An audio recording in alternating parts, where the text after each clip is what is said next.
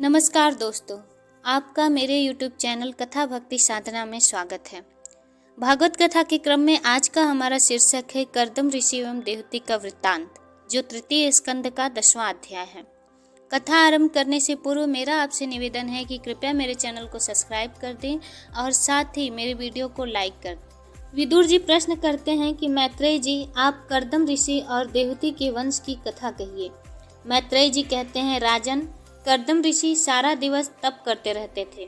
उनके तप से भगवान प्रसन्न हुए। भगवान ऋषि के घर पधारे। कर्दम ऋषि ने भगवान से कहा कि आप मुझे ऐसी स्त्री दीजिए जो मुझे प्रभु की ओर ले जाए। ऐसी पत्नी मुझे मिले कि जब कभी भी मेरा मन पाप की ओर जाए तो वह मुझे उस पाप कर्म से रोके और प्रभु के मार्ग की तरफ ले चले। ब्रह्मा जी ने मुझे विवाह के लिए आज्ञा दी है। मैं पत्नी नहीं, घर में सत्संग चाहता हूँ। भगवान ने कहा, 2 दिन के बाद मनु महाराज तुम्हारे पास आएंगे और अपनी पुत्री देवहूति तुम्हें देंगे। भगवान ने यह भी कहा कि मैं पुत्र के रूप में तुम्हारे यहाँ आऊँगा। जगत को मुझे सांख्य शास्त्र का उपदेश करना है। ऐसा कहकर भगवान वहाँ से विदा हो गए।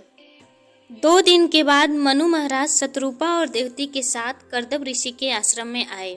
मनु महाराज ने कहा कि यह कन्या मैं आपको अर्पण करना चाहता हूँ। कर्दम ऋषि ने कहा, विवाह करने की इच्छा मेरी भी है, किंतु पहले एक प्रतिज्ञा करनी है। मेरा विवाह विलास के लिए नहीं बल्कि काम का नाश करने के लिए हो। काम कृष्ण मिलन में विघ्न करता है, उसी काम को मुझे मारना है। एक पुत्र के होने तक लौकिक संबंध बनाए रखूंगा, इसके बाद संन्यास ले लूंगा। देवहूति ने कहा कि मुझे ऐसे ही पति की जरूरत थी। मेरी ऐसी ही इच्छा थी कि मुझे कोई जितेंद्रिय पति मिले। मनु महाराज ने विधि पूर्वक कन्यादान कर दिया। देवहूति और कर्दम ऋषि का विवाह हो गया। देवहूति कर्दम ऋषि के आश्रम में रहने लगी।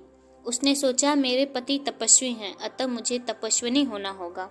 वे दोनों 12 वर्ष तक एक ही घर में रहते हुए भी संयमी एवं निर्विकार रहे। कर्दम ऋषि जीवात्मा है और देवहूति बुद्धि है। देवहूति देव को बुलाने वाली निष्काम बुद्धि है।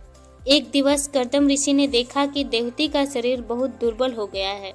उसने मेरी सेवा करते करते अपना शरीर सुखा दिया है। उन्होंने देवहूति से कहा कि देवी, कुछ वरदान मांगो। देवहूति ने कहा कि आपने प्रतिज्ञा की थी कि एक संतान होने पर संन्यास लेंगे। अब यदि इच्छा हो तो एक बालक का मुझे दान दे। इन 100 वर्षों में देवहूति की 9 कन्याएं हुई, किंतु पुत्र एक भी नहीं हुआ। जो 9 कन्याओं का पिता होता है उनके यहाँ कपिल आते हैं। 9 कन्याओं का अर्थ होता है नवधा भक्ति। नवधा भक्ति के बिना ज्ञान नहीं होता। 9 कन्याओं के जन्म के बाद कर्दम ऋषि संन्यास लेने के लिए तैयार हुए।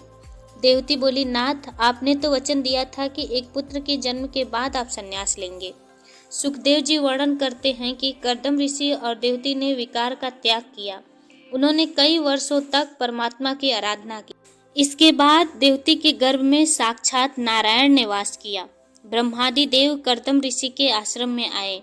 ब्रह्मा जी ने कर्दम ऋषि से कहा कि तुम्हारा गृहस्थ आश्रम सफल हुआ, तुम अब जगत के पिता बन गए हो। यह बालक जगत को दिव्य ज्ञान का उपदेश करेगा।